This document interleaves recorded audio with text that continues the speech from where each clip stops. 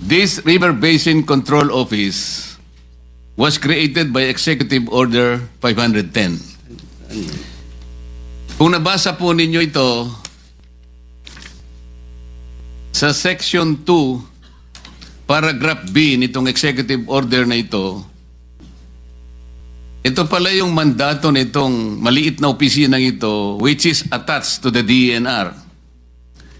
Together with the Department of Public Works and Highways and the National Disaster Coordinating Council, develop a national master plan for flood control by integrating the various existing river basins and developing additional plan for components as needed. Isipin po natin, kaya sabi ko po sa inyo kanina, kahit 100 river basin ang babanggitin nyo sa amin, until and unless they are integrated with one another, which is the mandate of this office, walang mangyayari.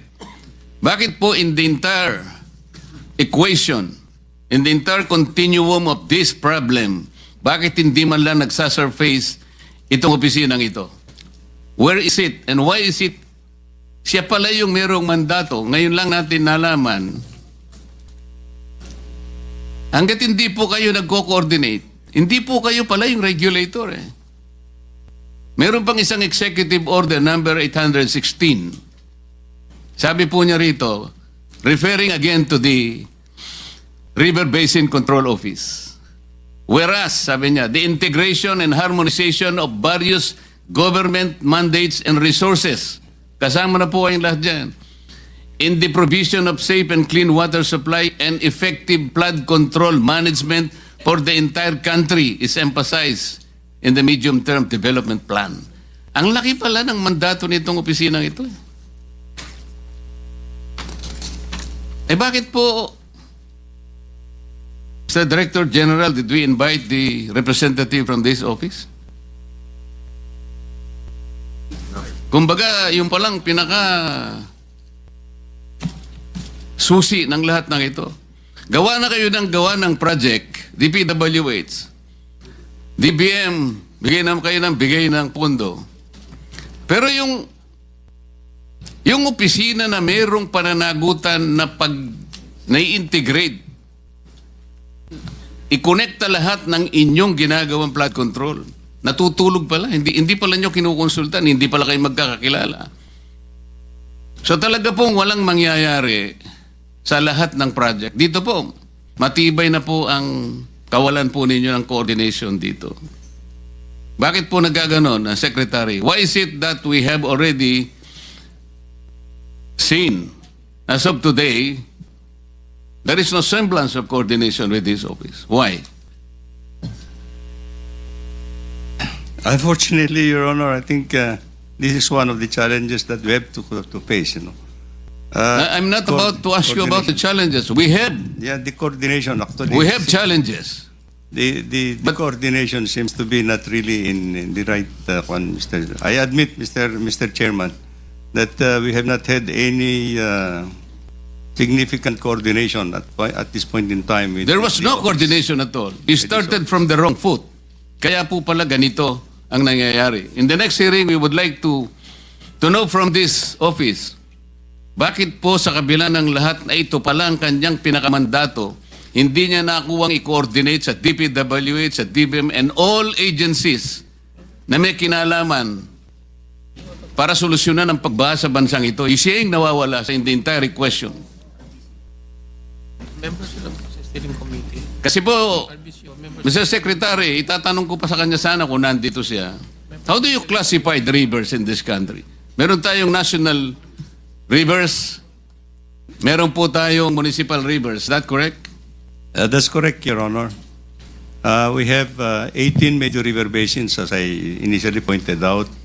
We have 403 principal rivers all over the country, and I think we have more than 4,000 small rivers, tributaries to the principal rivers. Not mentioning actually, of course, Mr. Chairman. Yes, Mr. Secretary, this is important because one by one, we will be able to look into the significance why we're supposed to see the difference between the national and the municipal rivers. Yes, Mr. Chairman. Yung mga national rivers po, ito yung jurisdiction ng national office. Yeah.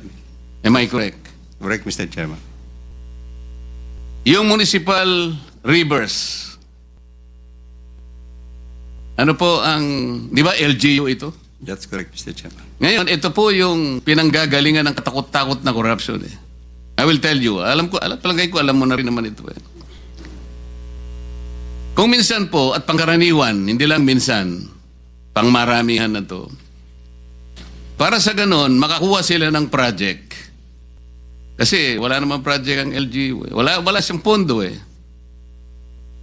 Ang gagamitin po nila na project, sasabihin niya, tributary to a national river. Kasi pag ginamit mo na tributary siya sa national river, kinokonekta mo siya doon eh. Makakakuha siya ng pondo eh. Tama po o hindi? Ako po, Mr. Chairman.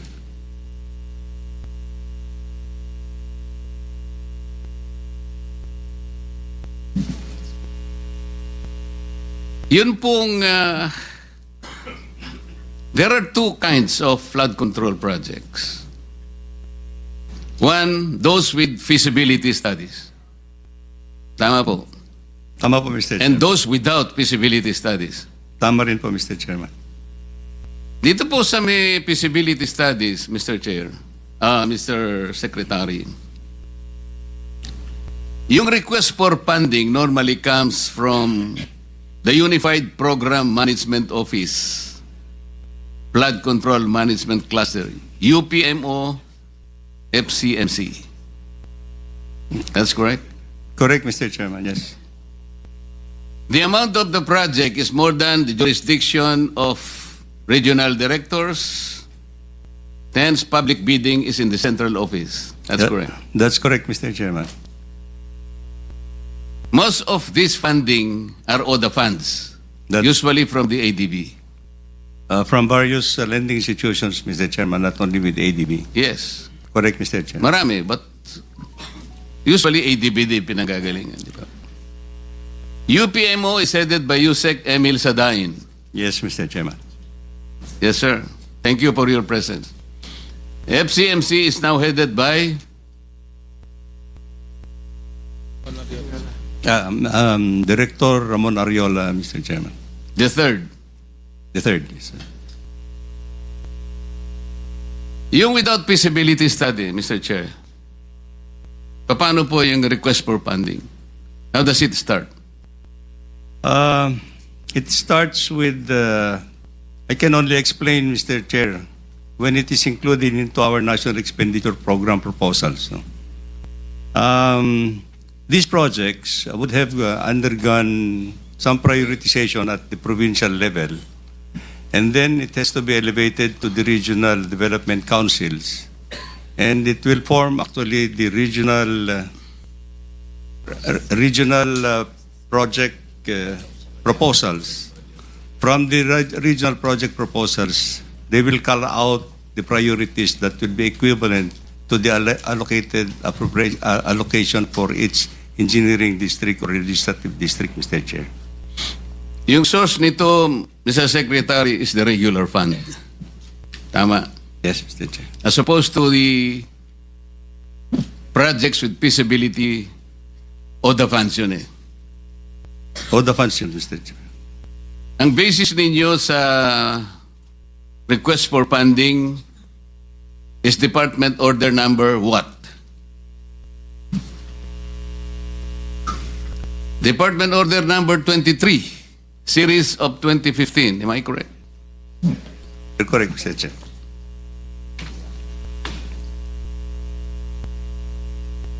Kasi po, Mr. Secretary, kaya po natin iniisa-isa ito para maintindihan nating lahat. Meron pong jurisdictional amount kasi. Yes. Yung district offices, district engineers offices, 100 million. Tama? 150 million level nila, Mr. 150. Chair. 150 million, Mr. Chair. O yung regional district offices, Above 150 up to 400 million, Your Honor. national offices above what? No limit, Mr. Chair. No limit.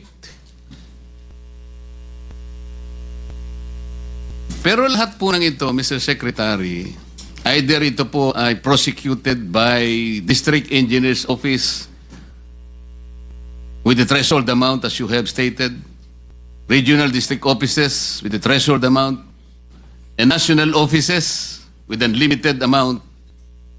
Lahat po ng mga contractors nito are required to have the SLCC. Am I correct? That's correct, Your Honor. SLCC is single largest contract completed, That's correct, Your Honor. which is based on the new government procurement plan or law, RA 12009. Tama po. Tama po, Your Honor. Meron po kayong implementing office, ito yung UPMO, FCMC, pagkatapos sa ilalim po nito meron kayong project director at pagkatapos meron pang project managers, may project engineers. That's correct, Your Honor. Sigurado po ba kayo na lahat ng mga projects na na-execute merong SLCC? Your Honor, these are foreign funded projects, and most of the engaged contractors dito are actually foreign contractors, Your Honor. Alam ko po yun, kasi yung ODA, meron silang funding provision. Yes, Mr. Honor. The contractor follows the personality or the nationality of the funding country. Parang karaniwan ganun eh. In bilateral agreements, Your Honor. Yes. Pero sa mga projects, for example, ng ADB, dahil kung minsan wala nang gustong pumasok, in-invite nila yung mga international contractors. That's correct. Dito pumapasok ang joint venture eh. Tama po? Tama, Your Honor.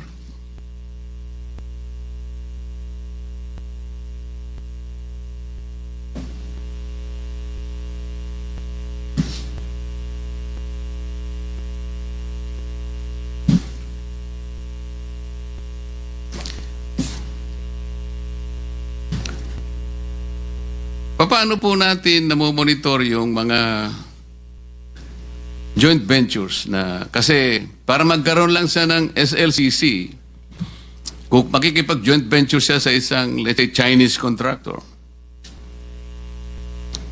Pero hindi yung Chinese ang gagawa. Ang gagawa yung local. Nangyayari po ba ito? Your Honor, especially itong mga foreign assisted projects, ODA projects, they go through a very stringent process of selection po yung mga contractors po nito.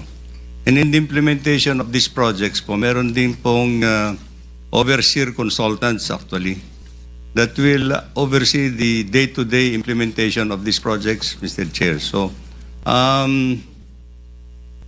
if there would be subcontractors that would have to be engaged by the principal contractor, this will have to go through a process of evaluation and approval, Mr. Chair. We cannot actually accept. I mean, the bank and the funding banks or agencies will not agree, will not approve any subcontractor unless they go through the approval process, Mr. Chair. Before I continue, Sir Secretary, let me just acknowledge the arrival of Senator Mig Subiri. Please. So it's a very stringent process, Mr. Chair, for official development assistance or foreign funded projects actually in the engagement of the contractors, Mr. Chair. Actually, Mr. Secretary, yung sinasabi mong strict. Ito nangyayari ito. This is an open secret. Halimbawa, doon sa isang flood control project na meron ng feasibility study, may mga enterprising congressmen eh. They will request that these projects be implemented by the District Engineering Office. Sa mga nakaraan GIA natin, makikita mo yan. For example, the project is budgeted for 500 million to 1 billion pesos. It will be divided into several small projects, say 50 million to 100 million each. Kaya makikita mo, as observed by the President, bakit ay kakanyang Pare-parehong 100 billion, 100 billion, 100. Para bang there are 2 or 3 or even 10 major projects, flood control projects na talagang ang compute, para bang parehong-pareho yung cost eh. This is impossible. Kaya lang talagang binrake mo na dun sa ano eh. May-break up na kasi. Kailangan talaga eh. Kaya pagpaparti-partihin na lang sa 100. Kasi ang ano dito, Secretary, alam mo naman ito eh. Para sa ganun, yung congressman, maibigyan nyo doon sa favored contractor. Magagawa natin ito. And we can prove this. This office will just ask, for example, from the Office of the Undersecretary for Planning and PPP Services. Yusek Cabral yata ito, sir. Your Honor, yes. Kapag na-request po ng Blue Ribbon Committee, sino-sino yung katakot-takot na mga congressmen na palagi na lang nagre-request ng funding sa nature. Dito po lalabas lahat ito eh. Makikita po namin. And I'm sure the office will cooperate with the Blue Ribbon Committee. Dito po makikita natin yung napakahilig mag-request ng funding. Tama po ako, hindi? Tama po, Your Honor.